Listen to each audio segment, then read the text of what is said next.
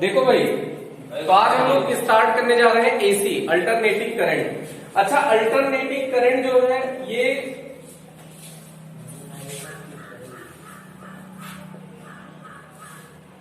प्रत्यावर्ती धारा, क्या है बेटा? प्रत्यावर्ती धारा।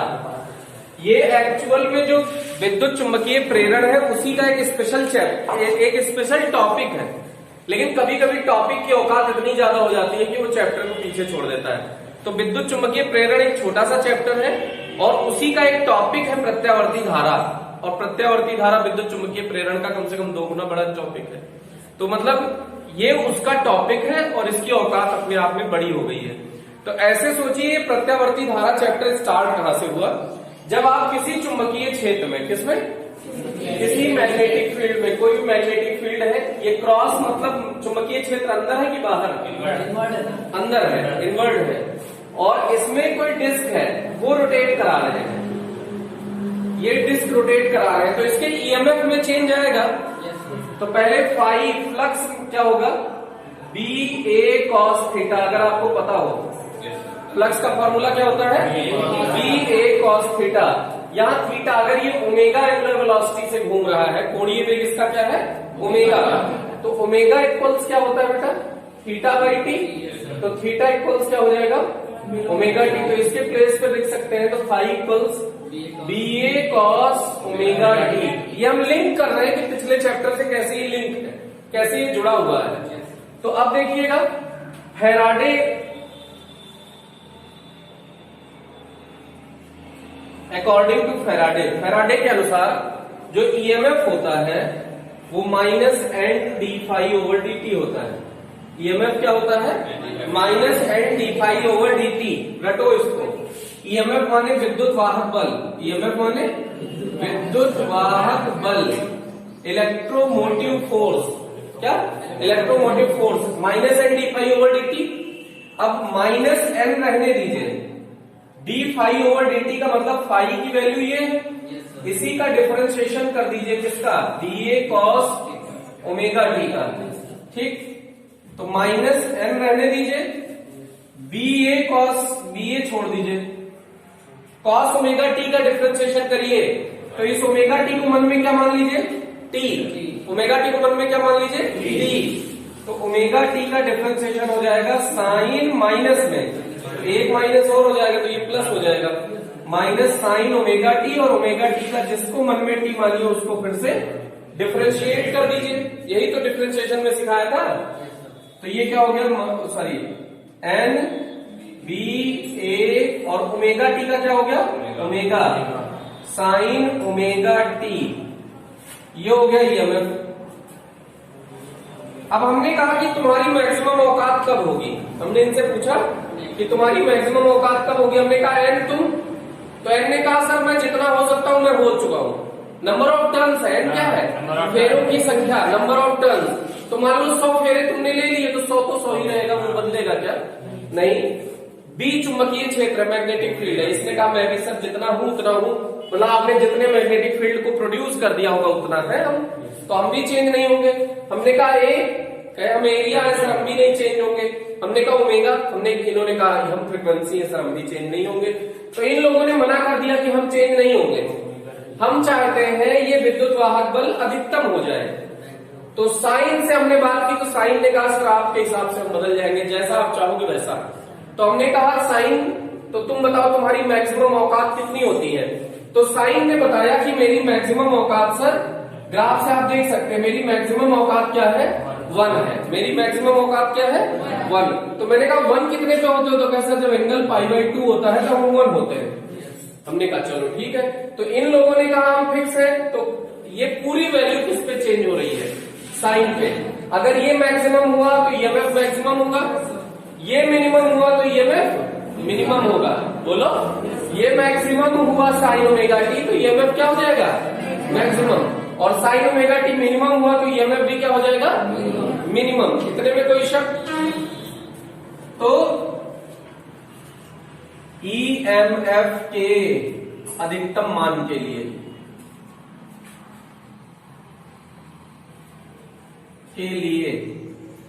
ये अभी इस चैप्टर का डेरिवेशन नहीं है, आपको याद हो तो ये विद्युत चुंबकीय प्रेरण चैप्टर का डेरिवेशन है।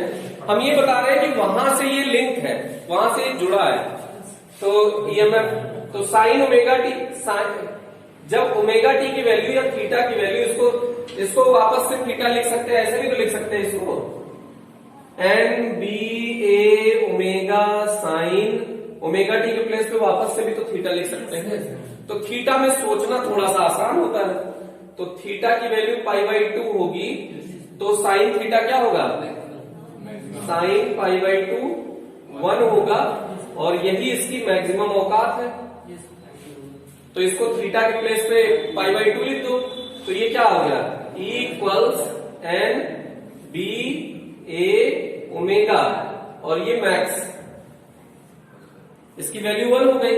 इसी ई मैक्स को हम ई नॉट से रिप्रेजेंट करते हैं। इसी में ई मैक्स को हम किससे रिप्रेजेंट करते हैं, E naught N B A omega. तो एन बी ए ओमेगा, अब इसी को इक्वेशन 1 मान लो, समीकरण फर्स्ट, तो प्राप्त मान को समीकरण 1 में रख दो। ये एन बी ए ओमेगा के प्लेस पे आप ई नॉट रख सकते हो, बोलो E equals N B A omega, इसके प्लेस पे ई नॉट साइन ओमेगा टी। तो एक ये आप देखिए ग्राफ प्राप्त हो गया आपको साइन थीटा का। अब आपको अगर वैद्युत धारा निकालनी हो, वैद्युत धारा, इलेक्ट्रिक करंट अगर फाइंड करना हो, क्या फाइंड करना हो, इलेक्ट्रिक करंट, तो करंट का फॉर्मूला होता है I equals E by R, EMF.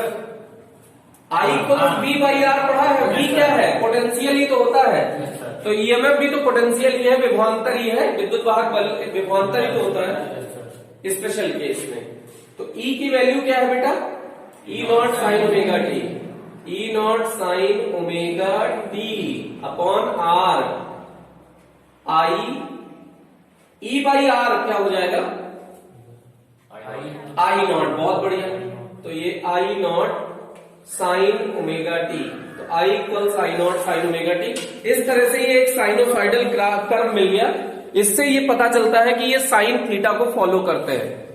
तो ये हेडिंग आपको दिख नहीं रही होगी, हेडिंग लिखी हुई है अल्टरनेटिंग करंट, चैप्टर का नाम है प्रत्यावर्ती धारा। ये आपको थोड़ा सा फ्लैश आ रहा होगा, वो दिख नहीं रहा होगा, तो कोई दिक्कत नहीं है। ये बात समझ में आ गई कि नहीं आई। अब यहां से ये चैप्टर जुड़ा है किससे, पिछले विद्युत चुंबकीय प्रेरण से इसका जुड़ाव हुआ है इलेक्ट्रोमैग्नेटिक इंडक्शन से। तो जैसे यहां पे अब एक करंट प्रोड्यूस हो गई, अब ये करंट कैसी है, साइनोसॉइडल। अब इसी करंट का एनालिसिस पूरे चैप्टर के थ्रू आउट करना है।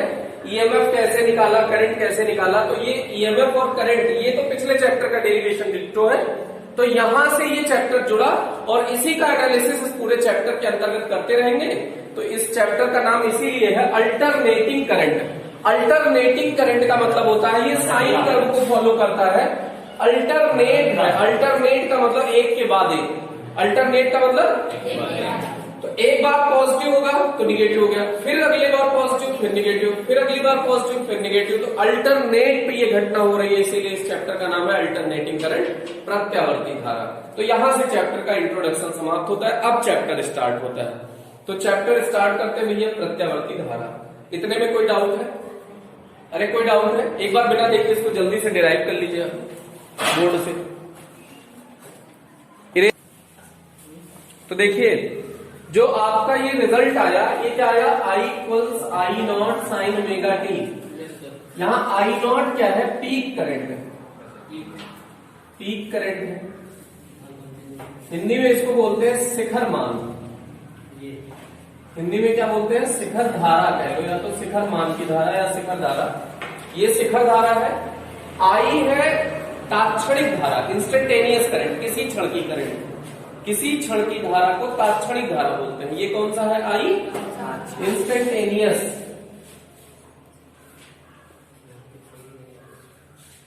इंस्टेंटेनियस करंट, तात्क्षणिक धारा, ये क्या है, तात्क्षणिक धारा,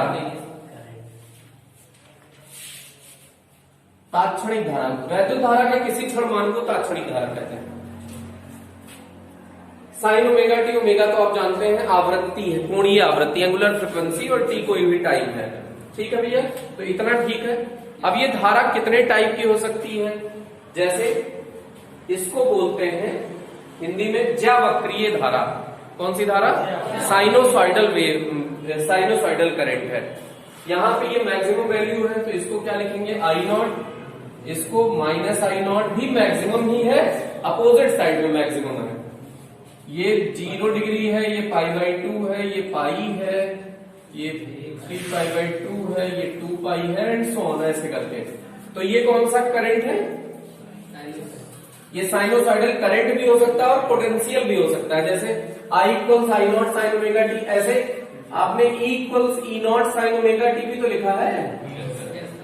इसी को ऐसे भी तो लिख सकते हो, V equals we not sine omega T. अरे ईएमएफ पोटेंशियल ही तो है, तो V equals we not sine omega T. अब ये V नॉट क्या है? शिखर वोल्टता। V नॉट क्या है? शिखर वोल्टता, पीक वोल्टेज। V नॉट क्या है? पीक वोल्टेज, या E नॉट भी पीक वोल्टेज है और पीक ईएमएफ कह सकते हो। और V क्या है? इंस्टेंटेनियस वोल्टेज, तात्क्षणिक वोल्टता। ये V क्या है?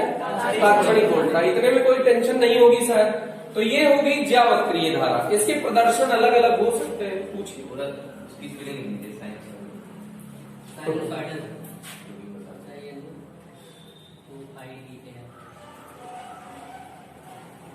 ज्यावक्रीय धारा, अच्छा करंट लिख दो, ज्यावक्रीय धारा। ठीक है, अरे चल जाएगा। अब इसके बाद ये है स्क्वायर वेव। ऐसे भी तो हो सकता है, ऐसे करंट चले, तो इसको क्या बोल सकते हो? स्क्वायर करंट, वर्गाकार धारा। कौन सी धारा है ये?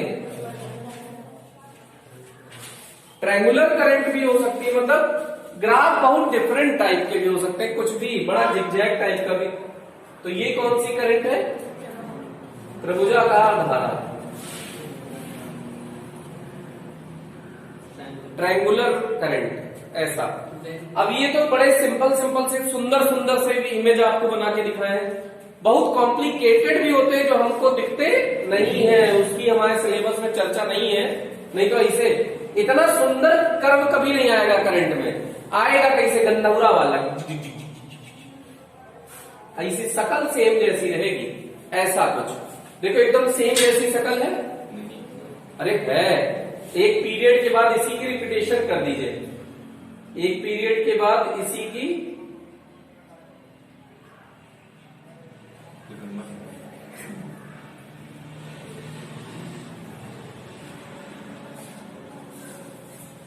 ऐसा। तो जैसा ये है वैसा ये है ना। तो एक पीरियड के बाद इसका रिपीटेशन हो रहा है, हो रहा है नहीं, ऐसा ही है। वो नहीं कह रहे, नीचे अलग पीरियड इसका ये है एग्जैक्टली। इसको उठाइए, आगे शिफ्ट करिए, पूरा ढक ले, तो उसका पीरियड होता है। कभी भी आपको किसी का भी पीरियड को हिंदी में क्या कहते हैं? आवर्तकाल अगर ज्ञात करना हो, कभी भी किसी का आवर्तकाल ज्ञात करना हो, तो उसको कट करो, आगे सरकाओ, पूरा ढक ले, तो उसका पीरियड होगा, आवर्तकाल होगा। जैसे इसको कट करो, आगे सरकाओ, ढक लेगा कि नहीं? नहीं ढकेगा। सरका के लाओगे तो ऐसा तो रहेगा, ढक पाएगा क्या? तो आगे नहीं, तो ये ग्राफ बीच में छूट जाएगा। तो यहां से यहां तक उठा के इसे सरकाओ, अब ढकेगा कि नहीं? तो ये इसका पीरियड है। समझ में आया? तो इसका पीरियड कितना है? पाई ना, पाई है 2 पाई, पाई है कि 2 पाई? देखो पाई सरकाए, ढक दिया, ढक दिया कि नहीं ढका? नहीं ढका। देखो ऐसे रहेगा, कहाँ ढकेगा? और इस पूरे को शिफ्ट करो ऐसे, तो 2 पाई तक शिफ्ट करोगे, ढक देगा ना। तो इसका पीरियड हो गया 2 पाई। अगर इसमें भी नंबर दे दिया जाए 0, 1, 2, 3, 4, 5 एंड सो ऑन, तो इसका पीरियड कितना है? 2 है ना। 2 पीरियड है। 2 का मतलब 0 to 2 होना जरूरी नहीं है। 1, 2, 3 ले लो, यहां से यहां तक सरकाओ, देखो ढक दिया। कोई भी 2 डिफरेंस का वेव ले लेंगे, कहीं का भी। बहुरा है? नहीं आया ना। हम कह रहे हैं 0 से 2 तक का लेके शिफ्ट करो, या फिर 1 से 2 वाला ये लेके शिफ्ट करो, तब भी तो ढकेगा। तो उसका वो पीरियड 2 पाई 2 है, तो वो 2 इंटरवल कहीं से कहीं का लो। 1 से 3 लो और शिफ्ट करो, पूरा पूरा ढक देगा ना। वेव ऑप्टिक्स में पढ़ाया है हमने। तो ये इसका पीरियड है। तो कुल मिला के पीरियड समझ में आया। इतने टाइप के कर्व हो सकते हैं, होने को इन्फिनाइट टाइप के कर्व होते हैं। हमारे सिलेबस में इतने सिंपल कर्व है, चलेगा क्या? अब इस चैप्टर में कुछ सिंबल यूज होंगे, ये बहुत बार पहले भी यूज हो चुके हैं, तो इसमें कोई टेंशन वाली बात नहीं है। ये सेल या बैटरी को रिप्रेजेंट करता है। ये किसको प्रदर्शित करेगा? सेल या बैटरी। कॉम्बिनेशन ऑफ सेल की बैटरी है, तो इसको बैटरी से भी कह सकते हैं। मतलब ऐसे बैटरी के लिए जनरली ये बनाते हैं मोर देन 2, लेकिन कोई जरूरी नहीं है। कई जगह पे ऐसा बना के भी बैटरी लिखी रहती है, तो वो एक्चुअल में सेल है। सेल भी बैटरी ही है, ठीक है। बस कॉम्बिनेशन ऑफ सेल कहते हैं बैटरी को। एक से अधिक सेलों के संयोजन को बैटरी कहते हैं। Combination of cell is called battery. तो बहुत सारे सेल लगा दिए तो बैटरी बन गई। कुल मिला के ये समझ में आ ही गया होगा। अब उसके बाद इस चैप्टर में जो ज्यादा यूज होगा वो ऐसा करके ऐसा बना देंगे। तो ये एसी का रिप्रेजेंटेशन है, अल्टरनेटिंग करंट। देखो साइनोसॉइडल है ना, यही वाला उठा के एक पीरियड इसके अंदर बना देते हैं, तो ये एसी का रिप्रेजेंटेशन है, चल जाएगा। ये पहले भी यूज हो चुका है। इंडक्टर, प्रेरकत्व, हिंदी में इंडक्टर, इंग्लिश में इंडक्टर, हिंदी में प्रेरकत्व, चलेगा। ये संधारित्र है, कैपेसिटर है, कैपेसिटेंस होता है इसका, ठीक भाई। तो ऐसे कुछ सिंबल यूज हो सकते हैं। ऐसे करके अगर बनाया तो ओपन की है, खुली कुंजी है, और अगर डॉट बना दिया तो बंद कुंजी है। ऐसे करके इस पे अगर ऐसे एरो बना दिया तो वेरिएबल है। कैपेसिटर पे ऐसे एरो बना दिया, किसी पे भी एरो बना दिया तो इसका मतलब ये वेरिएबल है, परिवर्ती है, का मतलब इसका मान समय के साथ बदल सकता है। अब उसके बाद हम लोग एसी ही क्यों पढ़ रहे हैं? तो एसी की कुछ विशेषताएं होंगी जिसके कारण हम लोग एसी पढ़ रहे हैं। अरे सही बात है ना, बिना स्पेशलिटी के हम लोग इतना डिटेल एनालिसिस नहीं करने वाले थे। तो इसके कुछ विशेष स्पेशलिटी है, वो देखिए। इसकी स्पेशलिटी क्या है कि बिना पावर लॉस के इसको बहुत अधिक दूरी तक ले जाया जा सकता है। बिना ऊर्जा हानि के इसका संचरण बहुत अधिक दूरी तक किया जा सकता है, ठीक। इच्छानुसार जब चाहे एसी को डीसी में बदल ले, क्या लगाते हैं?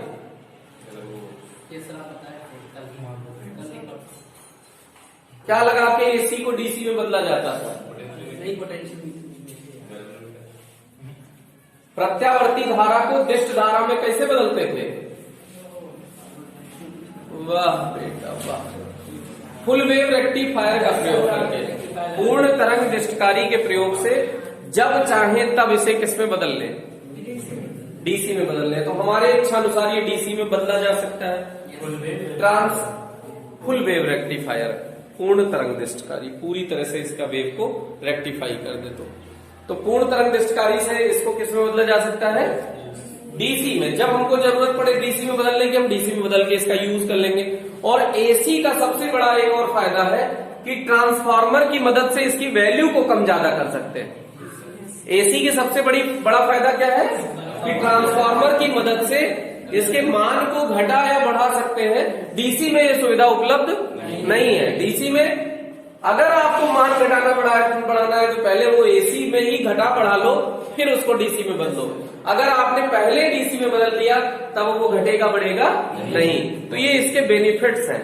मोटर वोटर में हम लोग ज्यादा आराम से इसको यूज कर पाते हैं डीसी को, तो सॉरी एसी को। तो मोटर वोटर के पावर कंजम्पशन में भी ये बहुत अच्छा इस्तेमाल होता है। तो इसका ये इस्तेमाल हो गया। क्यों? अभी मोटर आपने सीखा, एसी में ही सीखेंगे मोटर डायनमो जैसे 10th में पढ़ा होगा शायद आपने। इसको घुमाने के लिए, मतलब पूरा रोटेशन के लिए मोटर का इस्तेमाल करते हैं। तो वो एसी से ही पॉसिबल है, डीसी से पॉसिबल नहीं है। तो मोटर का हम इस्तेमाल करते हैं। मतलब कुल मिला के इसके ये कुछ फायदे हो गए। कौन कौन से फायदे हमने बताया अभी?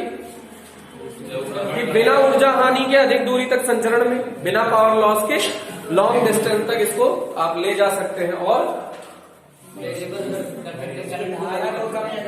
इसके करंट को हम बढ़ा या घटा सकते हैं। धारा या वोल्टता दोनों को, करंट या वोल्टेज दोनों को अपनी सुविधा अनुसार घटा बढ़ा सकते हैं। सबसे मेन बात ये है। तीसरी बात, जब चाहे तब एसी को कैसे बदल सकते हैं? Full wave data, long wave नहीं, फुल वेव रेक्टिफायर का प्रयोग करके, पूर्ण तरंग दैर्घ्य का प्रयोग करके इसे डीसी में बदला जा सकता है। और क्या फायदा है? मोटर वोटर में इसको आसानी से इस्तेमाल किया जा सकता है। तो ये इसका फायदा है। तो कुछ इसके नुकसान भी होंगे। तो सबसे बड़ा नुकसान है वेरिएबल नहीं है, ये कब है? वेरिएबल तो ये है। सबसे बड़ा नुकसान इसका यह है कि एसी ज्यादा खतरनाक होती है डीसी से। एसी डेंजरस है डीसी के कंपैरिजन में। अगर आप ये कह रहे हैं 220 वोल्ट आ रहा है, घर में कितनी पावर सप्लाई आती है? 220 वोल्ट। तो आप ये गलत बोल रहे हैं। 220 वोल्ट उसका एवरेज वैल्यू है, उसका पीक वैल्यू है 311 वोल्ट।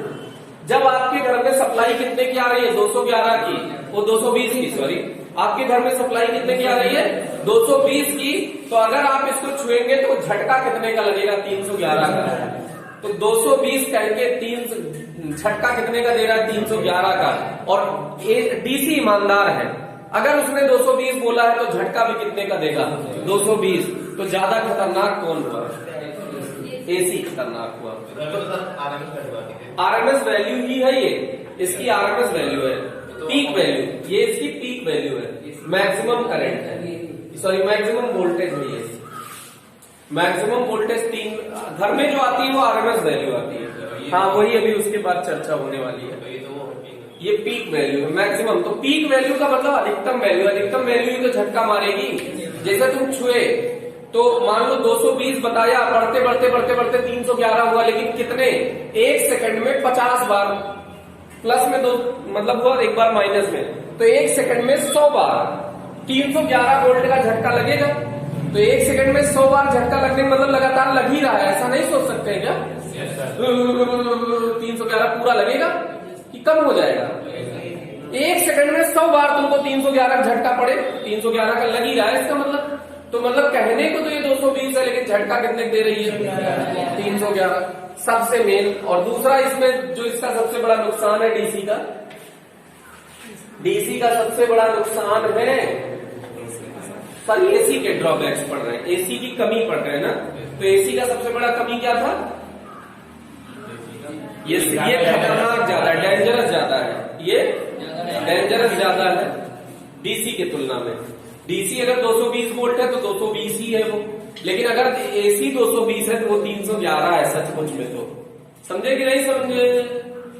ऐसे एक और सुंदरता इसकी देखो, क्या बहुत बढ़िया सुंदरता है कि एसी के सहायता से आप जो केमिस्ट्री पढ़े हैं, तो केमिस्ट्री में कैथोड और एनोड प्लेट पढ़े होंगे। कैथोड एनोड प्लेट का वैद्युत अपघटन नहीं हो सकता, इलेक्ट्रोलिसिस नहीं हो सकता। इलेक्ट्रोलिसिस आप नहीं करा सकते हैं एसी की सहायता से। क्यों? एसी का काम क्या है? इलेक्ट्रॉन को ऐसे चलाना।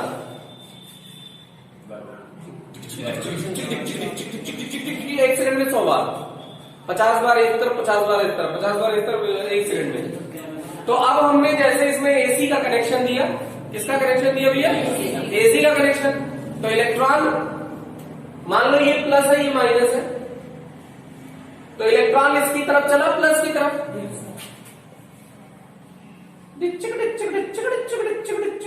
Plus minus plus minus plus minus plus minus, ऐसे तो होता है। जब तक इसको तुमने देखा ये प्लस की तरफ दौड़ा, तब तक इतना टाइम बीत गया। तो जो प्लस है वो क्या बन चुका है, और जो माइनस है वो इलेक्ट्रॉन तुरंत पे घुमा है, गलत रास्ते पा रहा है, इधर जाना है हमको। सही बात है। जैसे उधर मुड़ा ये टाइम बीत गया। इलेक्ट्रॉन कह रहा है हम गलत रास्ते पे आ गए, वापस जाना पड़ेगा। ऐसा नहीं लग रहा है इसने ज्यादा ले ली है, कंफ्यूज जा रहा है, गलत हो रहे हैं, जबकि वो सही है। खम्बे को रास्ते में देख देख के बार बार उसको गाली दे रहा है, तू मुझे रोकेगा नहीं, इधर तुम्हें देखूंगा। फिर लौट आया, फिर इधर देखा खंबा है तो इधर लौट गया। तो ये रात भर इसी के बीच में कभी एक जगह पहुंचेगा क्या? इधर चला, तब तक ये टाइम बीत गया। ये कह रहे मैं निगेटिव हूं बेटा, तो इसने कहा कि तो हम इधर जा रहे हैं ना भैया। जब तक ये कह रहे हैं हम इधर जा रहे हैं, तब तक ये कह रहा है मैं पॉजिटिव, मैं निगेटिव हूं। और निगेटिव बना तो इलेक्ट्रॉन को रिपेल नहीं करेगा, धक्का मारेगा। तो इलेक्ट्रॉन उसके बीच में कंफ्यूजिया नहीं जाएगा क्या? किधर जाए किधर जाए किधर जाए, भी नहीं जाएंगे ऐसा, तो वो इलेक्ट्रोलाइसिस से नहीं करेगा, मतलब चलेगा ही नहीं सर्किट में। समझ में आया नहीं आया? डीसी में एक इफेक्ट है ना, प्लस माइनस जो हो गए वो हो गए, तो धुआंधार इलेक्ट्रॉन चलेगा। तो इसमें इलेक्ट्रॉन का मूवमेंट नहीं पॉसिबल है, क्योंकि ये मोशन इसका इसका जो प्लेट है उसका ईएमएफ लगातार चेंज होता जा रहा है, उसमें ईएमएफ कांस्टेंट। और ये समझ में आया कि नहीं आया? इसका एक सबसे बड़ा नुकसान है इसी का त्वचिक प्रभाव। कौन सा प्रभाव? त्वचिक प्रभाव, स्किन इफेक्ट। कौन सा प्रभाव?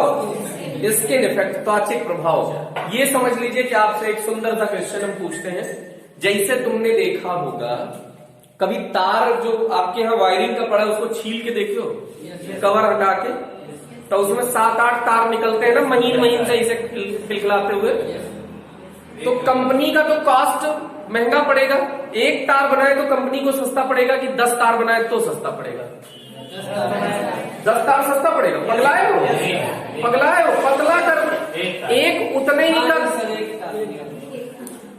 एक तार इकट्ठा उतना मटेरियल एक साथ बना दो। हम कह रहे हैं एक पेन बनाना आसान है कि इसके 10 पेन बनाने आसान है, पतले पतले 10 छो। क्या आसान है? एक बनाना आसान है ना यार, कि 10 बनाना आसान है?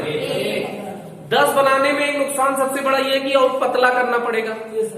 पतला करने में टूटने का चांस ज्यादा है, तो मशीन की क्वालिटी बहुत हाई क्वालिटी होनी चाहिए। मोटा बनाने में तो ऐसे हथौड़ बेल के रख देते तो हो जाता ना। अरे सही बात है कि नहीं? तो नहीं आ रहा। तो ये ऐसे बनाना इजी है कि इसमें 20 रेसे निकालना इजी है। क्या इजी है? तो कंपनी वाले सब बौराए हैं क्या? कंपनी हमेशा कॉस्ट को डिक्रीज करना चाहती है कि इंक्रीज करना चाहती है? कम पैसे में कोई सामान बना के देना चाहती है कि महंगे बना के सस्ते में बेचना चाहती है? तुम कंपनी खोली ना बिटिया तो कंपनी डूबेगी। कह रहे महंगे बना सस्ते में बेचेंगे, सस्ता बना के महंगे में बेचोगे तभी अमीर बनोगे बेटा, है ना? बढ़िया वाली क्वालिटी पैदा करो, नहीं इससे जिंदगी नहीं चलेगी। कह रही है कि महंगे बना के सस्ते में बेचेंगे। फिर से सुनो भैया, सुनो, नहीं समझ में आया ये बात? लेकिन ऐसा एक को तार में तुम नहीं देखते हो कि केबल वाले को छोड़ के, सही बात है ना? वो तो बेकार काम है। कुल मिला के वो ज्यादा मोटा तार है तो उसमें चल गया, लेकिन वो नुकसानदायक ही है। कुल मिला के कई तार बनाने का रीजन ये है। अब सुनिए, कम लाइट लगेगी, रेजिस्टेंस कम रहेगा सर शायद।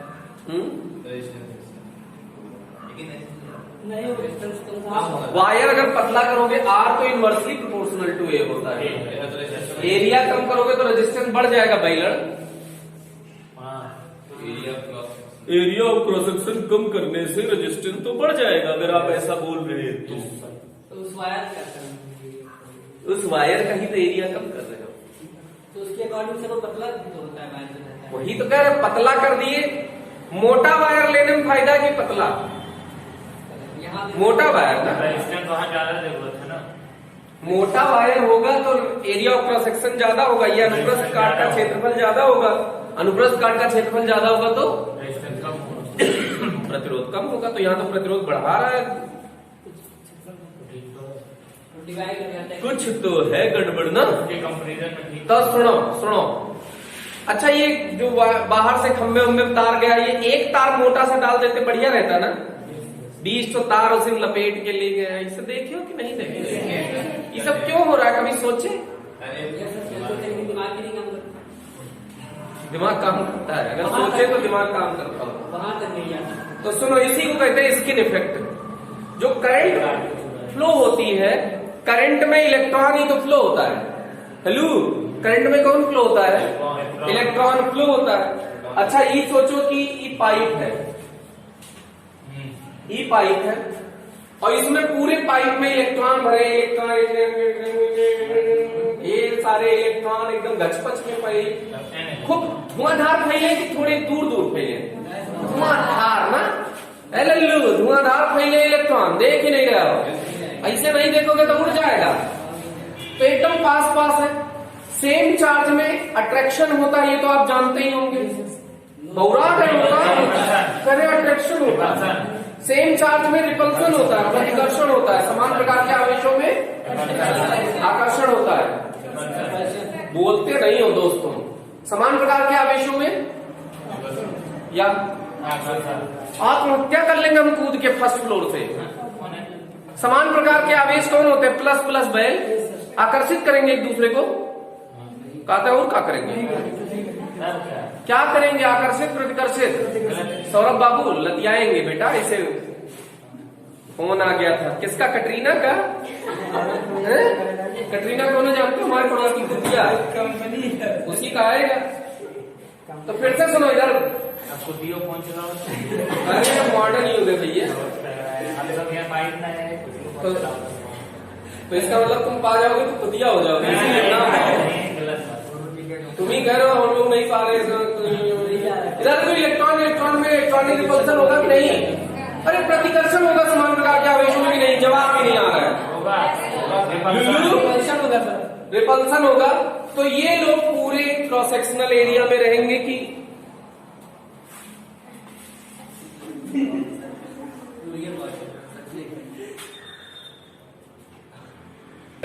लेकिन हमको नहीं पता था कि तुमको पढ़ाने के लिए हमेशा इस कंडीशन में मरे।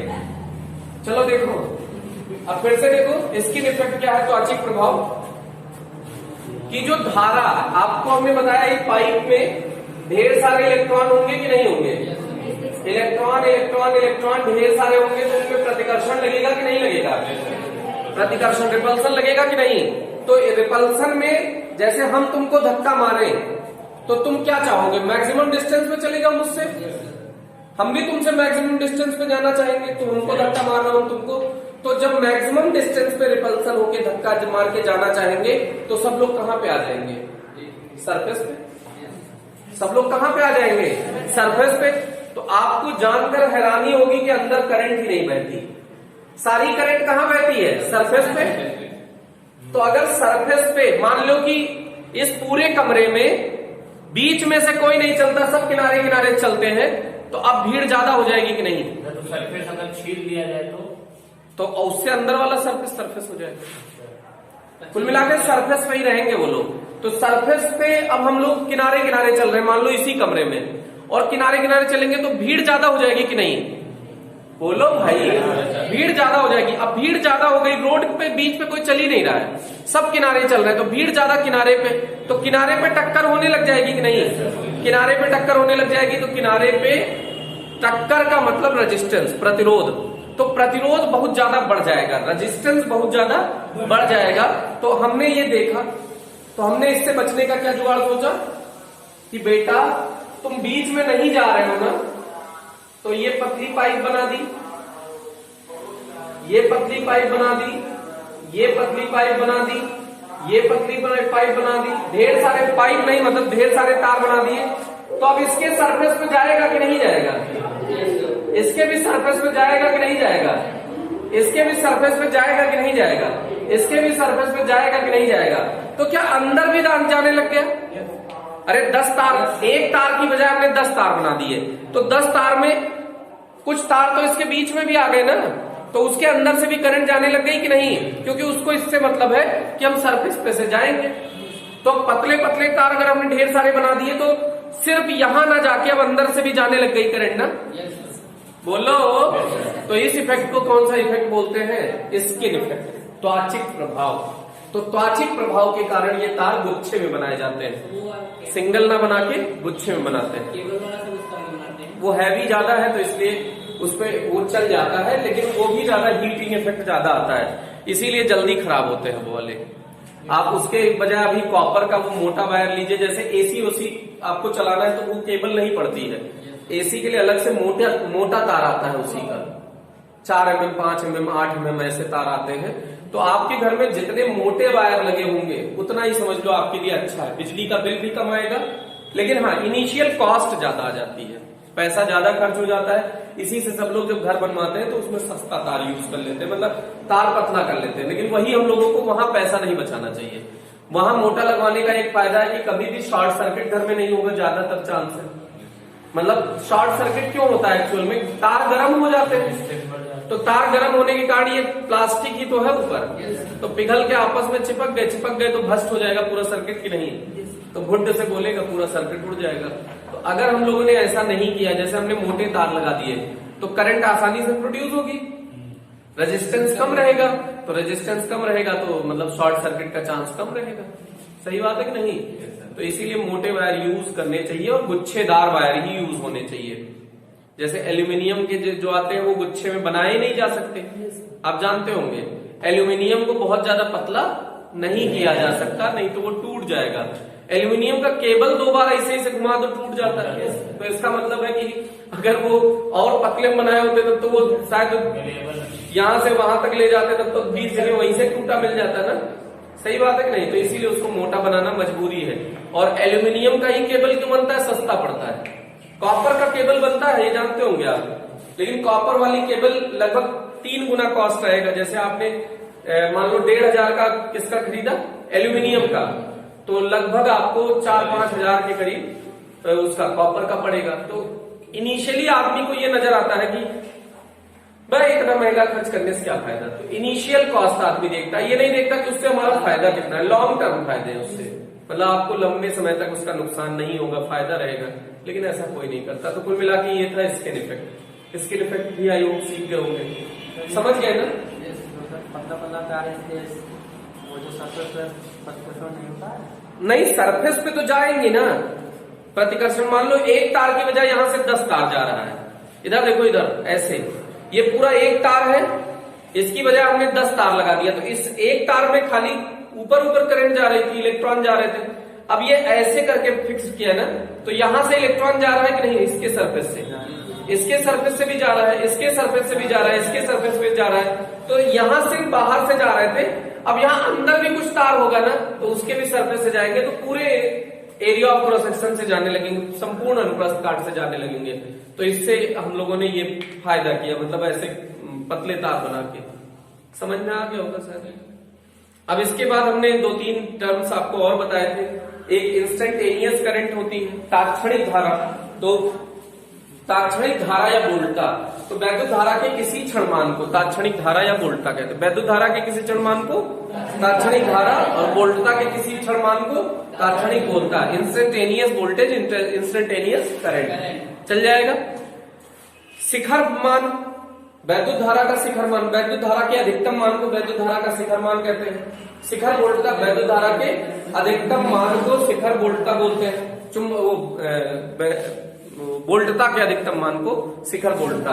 Peak value, peak current, peak voltage. Peak voltage किसको कहते हैं? वोल्टेज के मैक्सिमम वैल्यू को पीक वोल्टेज कहते हैं।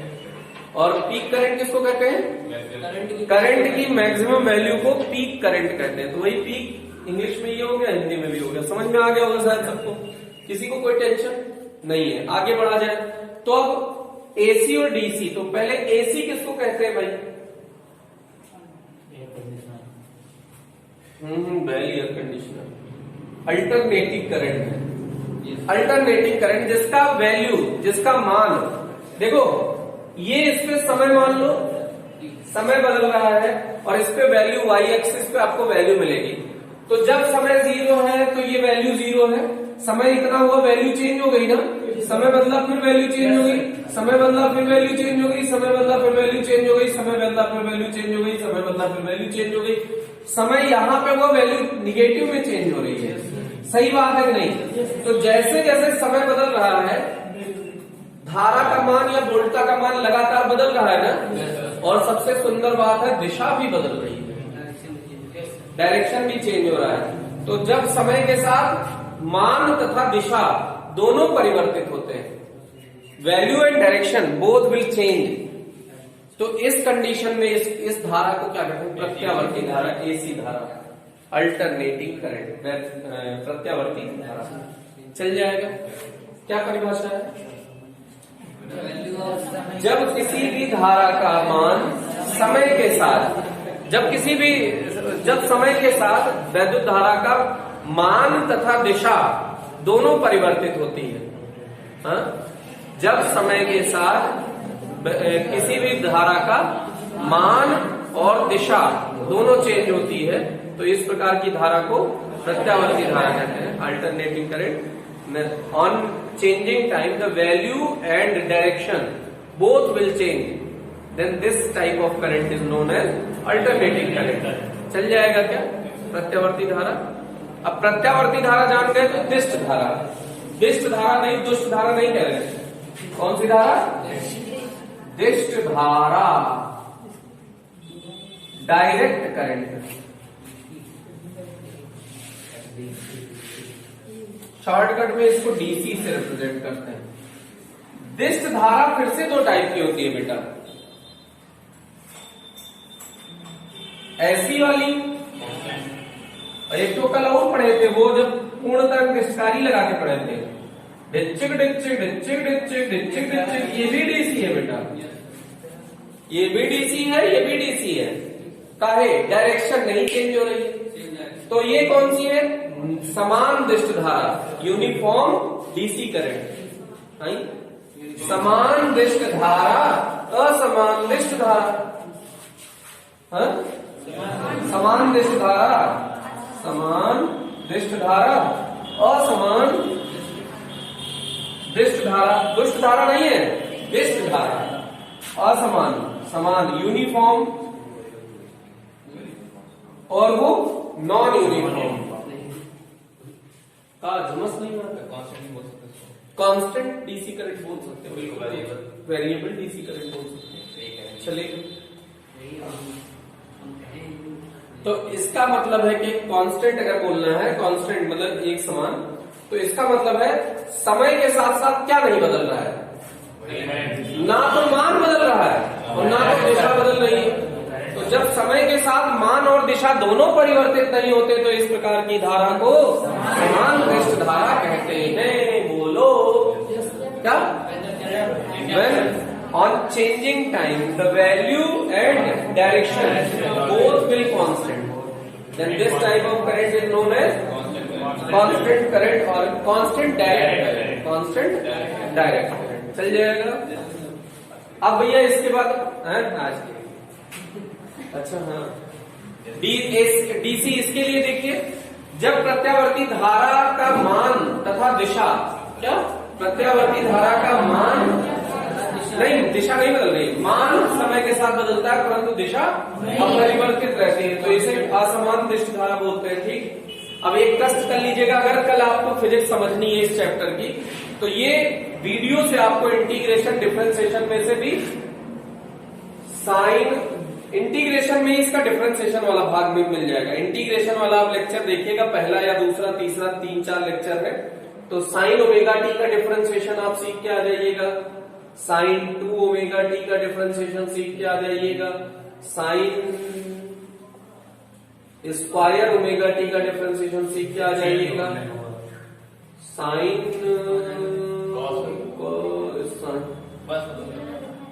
साइन स्क्वायर 2 ओमेगा टी का डिफरेंशिएशन सीख के आ जाइएगा। ये तो साइन बताया है, ऐसे ही कॉस के लिए भी डिफरेंशिएशन सीख के आ जाइएगा कल, और फिर इंटीग्रेशन में भी इन सबका इंटीग्रेशन भी सीख के आ जाइएगा। अरे अपोजिट होता है लेकिन सीखने का तो अलग लगेगा, बिल्कुल जमीन और आसमान का अंतर है। ठीक है, तो इसको सीख के आ जाइएगा अगर आपसे संभव हो तो आपको बिल्कुल बहुत बढ़िया अगला लेक्चर समझ में आएगा, नहीं तो अगले लेक्चर से बुरा लेक्चर कोई होगा भी नहीं आपके जीवन के लिए। तो आज के लिए इतना ही, थैंक यू।